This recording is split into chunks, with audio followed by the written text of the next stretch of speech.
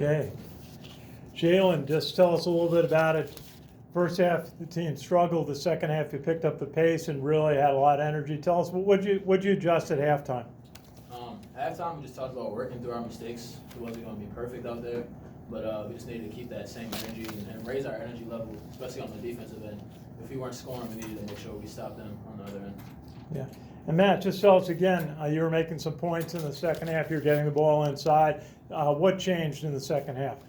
I don't know, just things kind of, I don't know, we flipped the switch, I guess. First half wasn't the way we wanted to start it.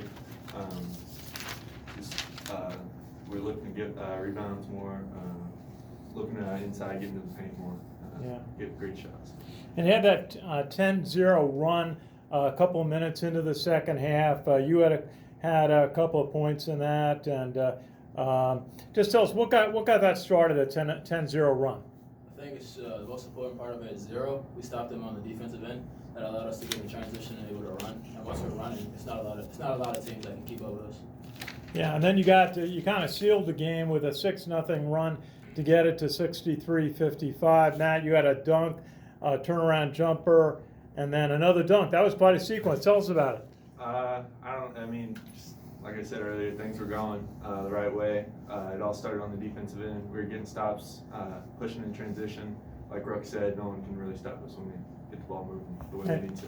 Yeah, and Jalen, you had the 2 threes, especially the second one. You kind of made a fist bump, and you could tell you were psyched because you had your confidence. What was that like to make those threes? Honestly, I was just glad that I was able to move it out the ball. Josh made a nice drive to the basket. He got closed off, and I just came right behind him. I was wide open and knocked it down. So it was all about just the energy.